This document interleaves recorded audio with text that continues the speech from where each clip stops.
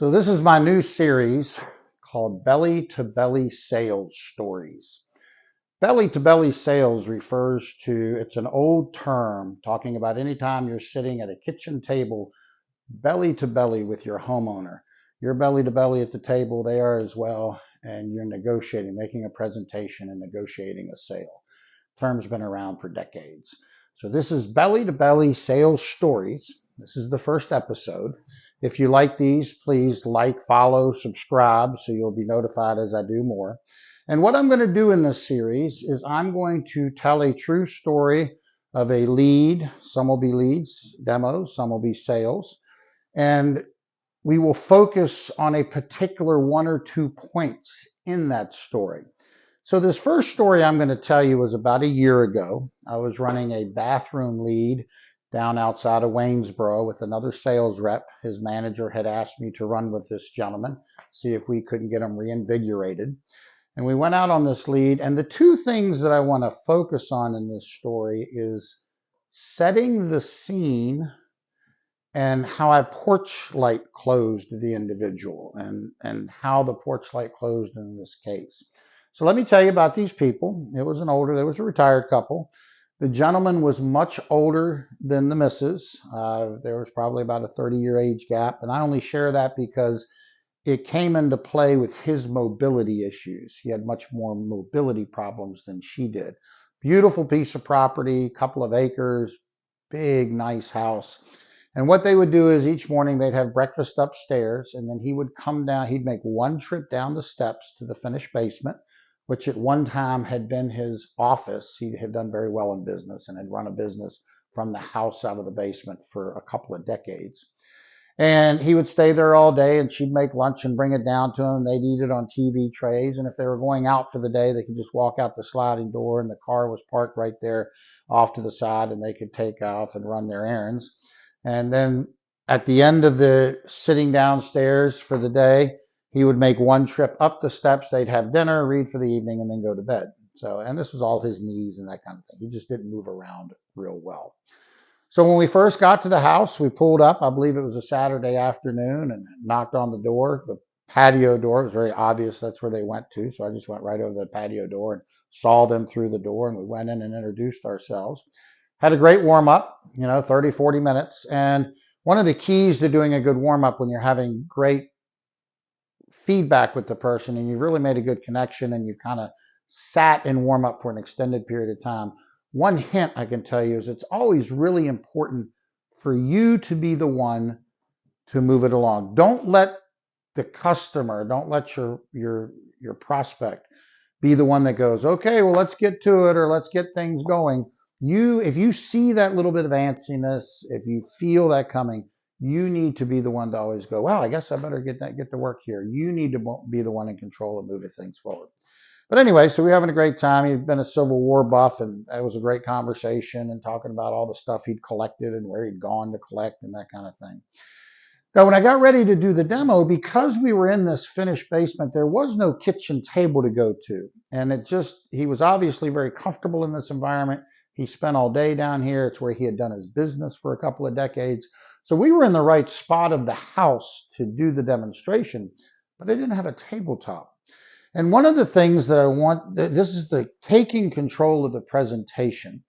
One of the things that you must do is always be looking at yourself through the eyes of your client. How are you coming across? How do you peer?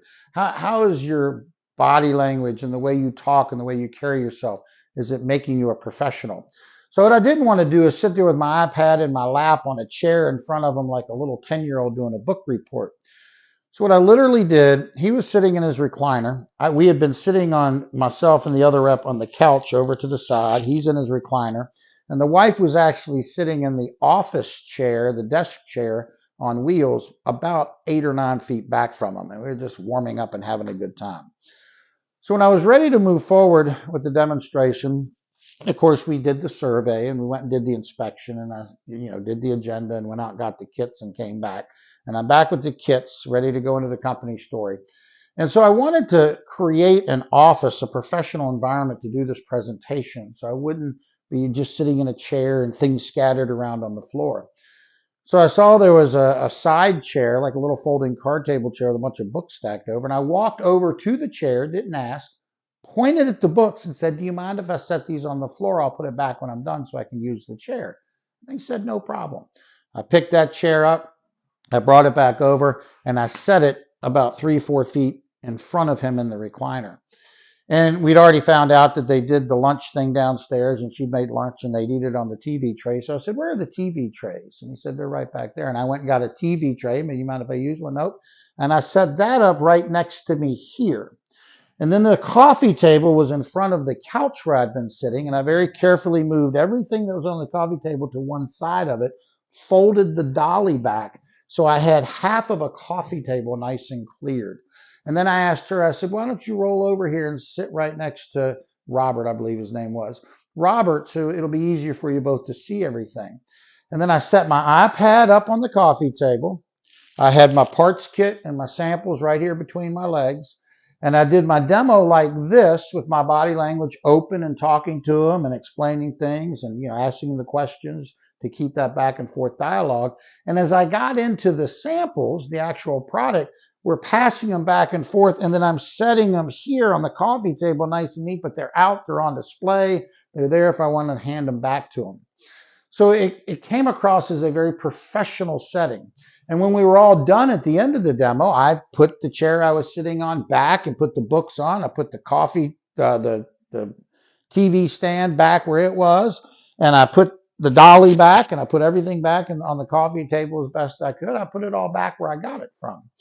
So that was the one thing I want you to take away from the story is take control of the scene. If you're not at a kitchen table, take control. Make a decision about how you want to set the stage and how you want to present. Really look at yourself through their eyes. And am I coming across professional?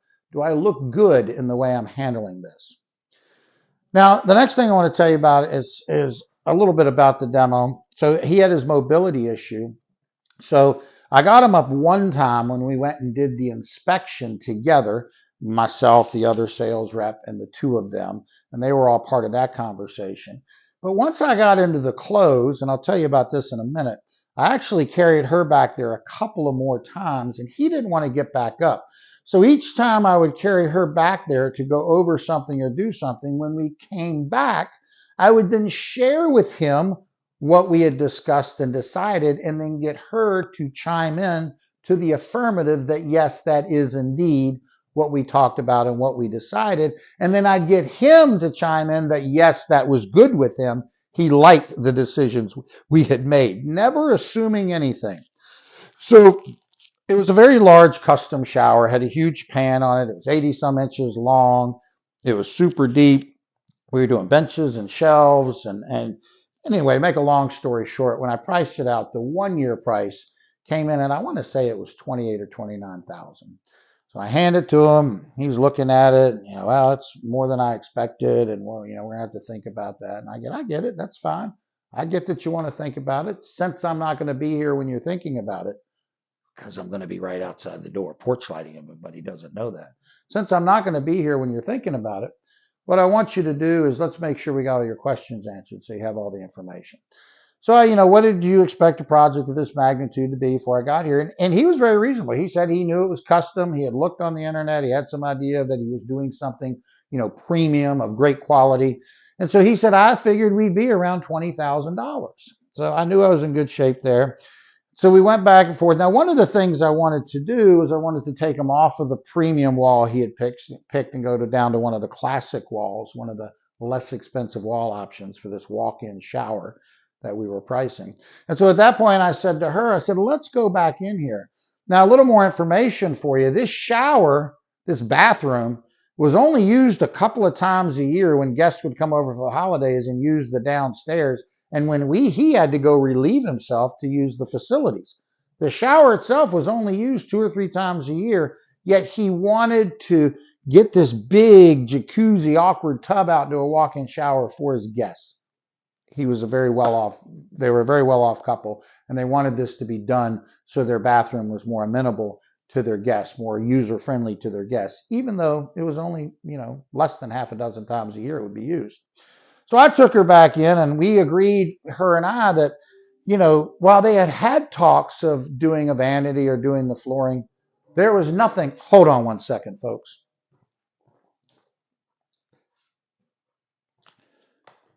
There was nothing that they had to change. It was all in great shape. And with this dramatic change that we would do with this walk-in shower, it would dramatically impact the whole bathroom. And she just didn't need to do floor and vanity. And she agreed to that. So then we went to the ice gray wall because it perfectly matched and drew those two items in. Came back out, brought him up to speed with that. He really liked that. And so then what I did is I did what I call purposeful talk. So I changed from the premium wall to the ice gray. And then I'm scrolling through and I'm saying things kind of out loud to myself. Okay, we don't want to take the safety bars out. We need those. I don't want to take the seat out. That's a good call. So they hear me analyzing the whole order and not just dropping things out for the sake of chasing a number, that I'm honestly evaluating the project we've put together for them. And we're not just willy-nilly, randomly taking things out. I'm leaving things in that need to stay in. So I took the wall off. I was at the 1-year price. I gave them their senior citizen and their medical needs and the 1 day. And when I gave them those 3 things, the same day, I was literally like $180 over 26,000. So what I did is I went to about 98% and brought it down to 25,000 and a high change, like $25,875, because I wanted to be below that 26 number. Now, I had been agreeing with him all along in this time that he needed to think about it, and I understood that, and I just wanted to make sure he had all the information while he was thinking about it, since I wouldn't be here. Now, once I brought it down to 25, I reviewed the order one more time, got them to agree that, yes, this was a great design. It did everything they wanted. They were perfectly happy with the ice gray wall. That was a good call. And so we had that 25. And then I stood up and I looked at them and I said, here's what I want you to do. I know you need to talk about this. Not think about it. Now I've changed the word from think about it to talk about it. I know you do need to talk about this. Here, and I gave them a game plan. Give them a game plan when you do a porch light. Here's what I want you to do. I want you to talk about the quality of how our company does this project, how we supervise the crews, the people we pick to be on the crews, how quickly we do it, all the things we do to the infrastructure behind the shower before we even put it in. And then I want you to talk about the quality products we're installing, the brand we've chosen, its performance, its reputation in the industry. And we're just not that far off from where you knew you were going to be anyway. If it's worth a little bit more to get it done this way, then we'll get the ball rolling. And if it's not, that's okay. I perfectly understand. But talk about it and just decide one way or the other what works for you. And then we walked out the sliding patio door on a porch light. Come get us when you're done. So we walk out. They're going to talk about it. Now, if you've ever done a porch light, if the wife comes and gets you, that's a great sign. And we're outside, and I told you he was a Civil War buff, so there was a cannon out in his yard. So myself and the other sales rep, a gentleman named Robert, we go over and we're looking at the cannon and examining it and just checking it out, kind of an interesting piece. And we were out there about 20 minutes. A great sign. The longer you're out there, the more luck you're probably going to have. After about 20 minutes, the wife, Darlene, came out to get us, and she's like, come on back in. And so we scroll on back in, and I don't go to the chair in front of them. I'm done presenting. I'm done closing. We're back into warm up, letting him make a decision. So I sit back down on the couch in my original position for warm up. Robert's at the other end, and they're both in their respective chairs. And I don't bring up business. When you come in from the porch light, never be the person to bring up business. Makes you look hungry. Even if they decided to do it, they might unclose on you if you do it that way. So what I did, as I said, I need to know something about that cannon out there. And we spent the next 15 minutes or so talking about that it was an original cannon from the Civil War, The wheels weren't original because they'd rotted off. What I saw out there were cement replicas, which looked incredible because you would never have known they were cement unless you went banging on them. I asked him if you could fire it. He said, no, you can't. Cannons that are made out of, iron, the bigger ones, by law have to be plugged so they can't be fired because there's no real way to see if their integrity, if their structure's been compromised. And if you go to fire them, they might blow up, turn into shrapnel, and kill everybody around the area. So by law, you have to plug them. But then he said, but there's a signal cannon right outside the door, one of those little 2-pounders made of bronze that you use to signal off of a boat. That thing will really fire because bronze doesn't lose its integrity because of the type of metal and its size, so you're not required to plug those. So I jumped up and peeked out at it, and I looked at it and I said, that's fascinating. I said, do you have? And he cut me off and said, nope, I don't have any powder, because he knew I was going to, oh, can we fire this thing? And then after we'd had about a 15-minute conversation, I just sat back on the couch and relaxed and didn't say another word. I had asked him the question about the thing I saw outside. We talked about it. The conversation came to its natural conclusion, and then I just shut up and let the silence. And it was quiet for about 3 or 4 minutes, and then he looked at me and said, can I use a card for points on my, because I'd already explained cash, a third, and that's what he was going to do. And I said, you certainly can. What kind of card is it? And his wife went and got it, and we were closed.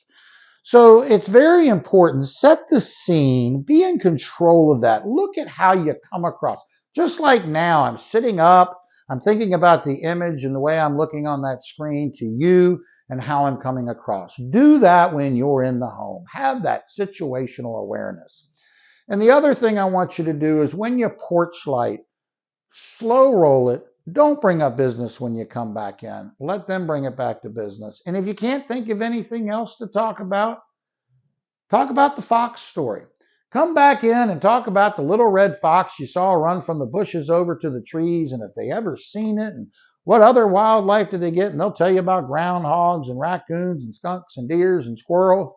And you can have a 5 or 10 minute conversation about wildlife outside of their house. And then when it's done, when it comes to its natural conclusion, just go, that's pretty neat.